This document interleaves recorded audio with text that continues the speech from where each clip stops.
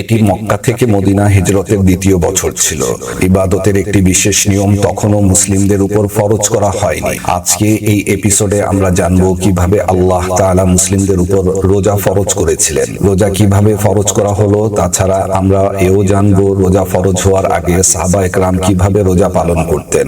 আজকের এই ভিডিওটি আশা করি আপনার জ্ঞান অনেকখানি বৃদ্ধি করবে, তাই ভিডিওটি সম্পূর্ণ দেখুন। ইসলামী ইতিহাস পর্যালোচনা করে এবং হাদিস থেকে আমরা জানতে পারি হঠাৎ করেই একদিনেই রোজা ফরজ করা হয়নি। রোজা ফরজ হওয়ার আগে আছে একটি লম্বা ইতিহাস। ইমাম বুখারী এবং ইমাম মুসলিমের বর্ণনা করা হাদিসগুলো যদি আমরা পর্যালোচনা করে দেখি তাহলে আমরা জানতে পারি বিভিন্ন ধাপ পার হয়ে আজ রোজা আমাদের উপর ফরজ হয়েছে। এসব বিস্তারিতই আমরা আজকে জানবো, যা হয়তো আপনি এর আগে কখনো শুনেননি। হযরত আদম আলাইহিস সালাম থেকে হযরত মুহাম্মদ সাল্লাল্লাহু আলাইহি ওয়া আলিহি ওয়াসাল্লাম পর্যন্ত প্রতিটি নবীর উপরেই রোজা কোনো না কোনো ভাবে ফরজ ছিল, কারণ রোজা আত্মশুদ্ধির একটি অন্যতম মাধ্যম ছিল। অন্যান্য নবীর উম্মতরা ঠিক আমাদের মতো রোজা রাখতেন না, তাদের রোজা রাখার ধরন ভিন্ন ছিল। যেমন কতটুকু সময় রোজা রাখতে হবে বা একটানা কতদিন রোজা রাখতে হবে তা বিভিন্ন উম্মতের মাঝে পার্থক্য ছিল। নবী করিম সাল্লাল্লাহু আলাইহি ওয়া আলিহি ওয়াসাল্লাম যখন মক্কায় ছিলেন তখনও তিনি রোজা রাখতেন, কিন্তু সেটি রমজান মাসের ফরজ রোজা ছিল না। হযরত আয়েশা রাদিয়াল্লাহু তাআলা আনহার বর্ণনাতে সহিহ হাদিস থেকে আমরা জানতে পারি জাহিলিয়ার যুগে কুরাইশের লোকেরা 10 মুহররম অর্থাৎ ইয়মে আশুরার রোজা রাখত। নবী করিম সাল্লাল্লাহু আলাইহি ওয়া আলিহি ওয়াসাল্লাম ইয়মে আশুরার অর্থাৎ 10 মুহররমের রোজা রাখতেন। সহিহ মুসলিম এবং সহিহ বুখারীর হাদিসের মাধ্যমে আমরা জানতে পারি হযরত ইব্রাহিম আলাইহিস সালাম ইয়মে আশুরার দিন অর্থাৎ 10 মুহররমের দিন রোজা রাখতেন। এটাকেই অনুসরণ করত কুরাইশের লোকেরা এবং এই দিনেই কুরাইশের লোকেরা রোজা রাখত এবং খানায়ে কাবার অর্থাৎ কাবা শরীফের গিলাফ পরিবর্তন করত। তখনও মুসলিমদের উপর 30টি রোজা ফরজ করা হয়নি। তারপর আসলো ইতিহাসের সেই সময় যখন আল্লাহর হুকুমে নবী করিম সাল্লাল্লাহু আলাইহি ওয়া আলিহি ওয়াসাল্লাম মক্কা থেকে মদিনায় হিজরত করেন। মদিনাতে বসবাস শুরু করার পরে নবী করিম সাল্লাল্লাহু আলাইহি ওয়া আলিহি ওয়াসাল্লাম দেখলেন যে মদিনার ইহুদিরাও এই দিনে রোজা পালন করে, অর্থাৎ 10 মুহররমের দিন ইহুদিরাও রোজা রাখত। নবী করিম সাল্লাল্লাহু আলাইহি ওয়া আলিহি ওয়াসাল্লাম জিজ্ঞাসা করলেন, তোমরা এই দিনে রোজা কেন রাখো?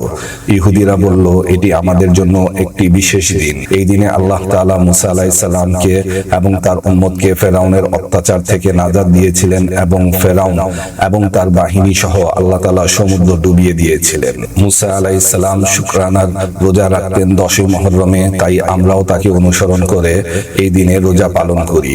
এটা শুনে নবী করিম সাল্লাল্লাহু আলাইহি ওয়া আলিহি ওয়াসাল্লাম বললেন, 10 মুহররমের রোজা রাখার হক তোমাদের থেকে আমাদের বেশি। এরপর নবী করিম সাল্লাল্লাহু আলাইহি ওয়া আলিহি ওয়াসাল্লাম নিজে রোজা রাখতেন এবং সাহাবা কেরামকেও হুকুম দিলেন 10 মুহররমের দিন রোজা রাখার জন্য। যখন রমজান মাসের রোজা ফরজ করা হয়নি, মুহররমের দিন রোজা রাখা হতো। এই রোজা রাখা নিয়ে বিভিন্ন আলেমগণের মধ্যে মতপার্থক্য রয়েছে। কিছু আলেম বলে থাকেন এই 10 মুহররমের রোজা ফরজ করা হয়েছিল এবং কিছু কিছু আলেম বলে থাকেন এটি ফরজ করা হয়নি কিন্তু সুন্নাতে মুআক্কাদা ছিল। পরে যখন রমজান মাসের রোজাগুলো ফরজ করা হলো, 10 মুহররমের রোজা নফল রোজা হিসাবেই থাকলো। এছাড়াও সাহাবায়ে কেরাম চাঁদের 13, 14 এবং 15 তারিখের রোজা রাখতেন, যেটাকে আইয়ামে বীজের রোজা বলা হয়ে থাকে। এভাবে আল্লাহ তাআলা আস্তে আস্তে করে সাহাবায়ে কেরামদের রোজার প্রতি অভ্যস্ত করতে থাকেন। হঠাৎ করেই 30টি রোজা রাখা খুব সহজ কাজ ছিল না। এটার জন্য শারীরিক এবং মানসিকভাবে প্রস্তুতির দরকার ছিল, যা আল্লাহ তাআলা সুন্নাত এবং নফল রোজার মাধ্যমে প্রস্তুত করাচ্ছিলেন। এভাবেই দিন এবং মাস এবং বছর কাটতে থাকলো। এভাবে হিজরতের দ্বিতীয় বছর চলে আসলো। সাহাবায়ে কেরামদের মনে গভীর একটি ইচ্ছা ছিল। ওনারা দেখলেন ইহুদি এবং খ্রিস্টানরা তাদের নবীর নিয়মগুলো মেনে একটি যথাযথ নিয়মে ইবাদত পালন করে। মুসলিমদের জন্য তখনও ইবাদতের সেরকম কোনো নিয়ম কানুন আল্লাহ তাআলা দেননি। এতদিনে সাহাবায়ে কেরাম মানসিক এবং শারীরিকভাবে প্রস্তুত ছিলেন। আল্লাহর তরফ থেকে ইবাদতের কঠিন থেকে কঠিন নিয়ম আসলেও তারা তৈরি ছিলেন। ঠিক তারপরেই শাবান মাসে রাতের শেষের দিকে জিবরাইল আলাইহিস সালাম আল্লাহর ওহী নিয়ে নবী করিম সাল্লাল্লাহু আলাইহি ওয়াসাল্লামের কাছে আসলেন, যাতে ছিল ইবাদতের এমন নিয়ম যা মুসলিমরা পালন করবে কিয়ামত পর্যন্ত।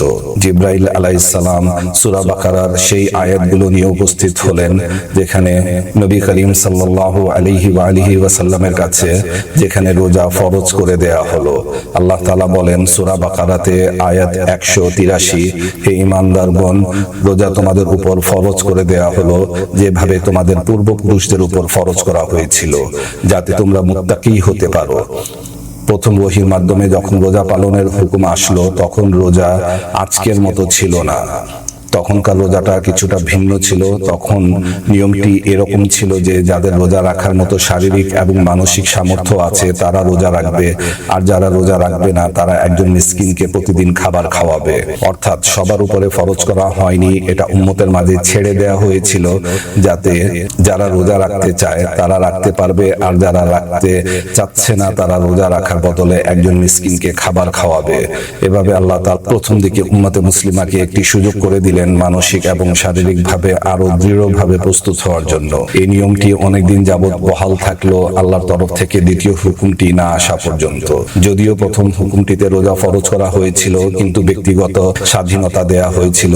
যার ইচ্ছা এবং সামর্থ্য আছে সে রোজা রাখতে পারবে, এবং যার ইচ্ছা অথবা সামর্থ্য নেই সে যেন মিসকিনকে একবেলা করে খাবার খাওয়ায়। একবার ভাবুন আল্লাহ কত রহিম এবং করিম যে আল্লাহ তাআলা উম্মতে মুসলিমার উপরে একবারে 30টি রোজা রাখতে বাধ্য করেননি। আল্লাহ বাধ্য না করার পিছনে একটি কারণ ছিল, আল্লাহ চাইতেন উম্মতে মুসলিমা যেন মন থেকে আল্লাহর এই হুকুম পালন করে। এরপর যে সাহাবায়ে কেরাম আগ্রহী ছিলেন তারা রোজা রাখতেন, এবং অপরদিকে যারা রোজা রাখতেন না তারা মিসকিনকে একবেলা করে খাবার খাওয়াতেন। কিন্তু এই হুকুমটি ছিল সাময়িক সময়ের জন্য। রোজা রাখার অর্থই হচ্ছে নিজের নফসকে কাবু করা এবং সারাদিন সব ধরনের পানাহার এবং পানীয় গ্রহণ করা থেকে বিরত থাকা। আল্লাহ চাইতেন তার বান্দারা যেন এই কষ্ট সহ্য করে মুত্তাকিদের শামিল হতে পারে।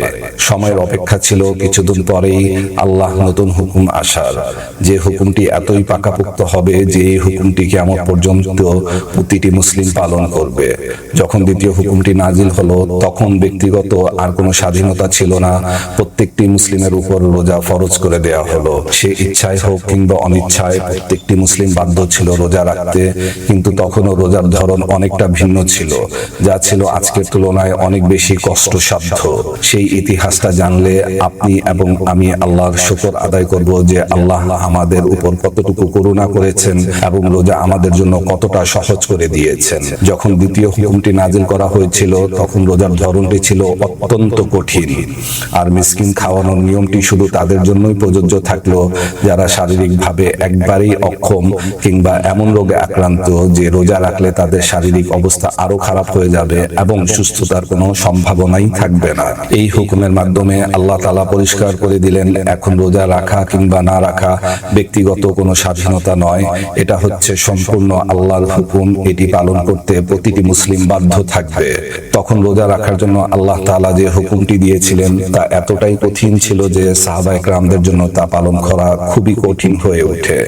নিয়মটি এমন ছিল যে সূর্যাস্ত যাওয়ার পর যখন আকাশ অন্ধকার হয়ে যাবে একমাত্র তখনই ইফতারি করার হুকুম ছিল, এবং খাবার কিংবা পানীয় অথবা স্ত্রীর সাথে সহবাস ততক্ষণ পর্যন্ত জায়েজ ছিল যতক্ষণ পর্যন্ত সে ইফতারের পর জাগ্রত অবস্থায় থাকবে, কারণ ঘুমিয়ে পড়ার সাথে সাথেই পরের রোজা শুরু হয়ে যেত।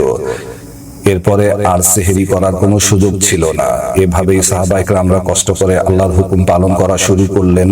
তার মাঝে একজন সাহাবী যিনি রোজা রেখে সারাদিন অনেক কষ্ট করতেন, অনেক শারীরিক পরিশ্রম করতেন। একদিন উনি শারীরিক পরিশ্রম করার পরে সন্ধ্যায় বাসায় ফিরে আসেন এবং স্ত্রীকে জিজ্ঞাসা করেন বাসায় কি খাবারের জন্য কিছু আছে।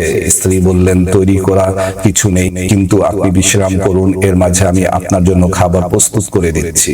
যখন স্ত্রী খাবার প্রস্তুত করছিলেন এর মাঝেই ওই সাহাবী ঘুমিয়ে পড়লেন। যেহেতু উনি ঘুমিয়ে পড়েছিলেন তাই উনি আর কিছু খেতে পারলেন না, কারণ নিয়মটি এমন ছিল যে ঘুমিয়ে পড়ার পরে আর কিছু গ্রহণ করার সুযোগ নেই। এভাবেই সাহাবী দ্বিতীয় দিন আবার রোজা থাকা অবস্থাতেই শারীরিক পরিশ্রম করা শুরু করলেন এবং কাজ করতে থাকলেন। উনি এতটাই দুর্বল হয়ে পড়লেন যে উনি অজ্ঞান হয়ে মাটিতে পড়ে গেলেন। আর যখন এই খবরটি নবী করিম সাল্লাল্লাহু আলাইহি ওয়াসাল্লামের কাছে পৌঁছালো এই খবরটি শুনে নবী করিম সাল্লাল্লাহু আলাইহি ওয়াসাল্লাম খুবই কষ্ট পেলেন, কারণ সাহাবায়ে কেরামরা এত কষ্ট করছিলেন। কিন্তু এই নিয়ম নবী করিম সাল্লাল্লাহু আলাইহি ওয়াসাল্লাম হঠাৎ করেই বদলাতে পারেননি, কারণ আল্লাহর হুকুম তখনও আসেনি। ঠিক তারপরে আল্লাহর হুকুম নতুন করে চলে আসলো।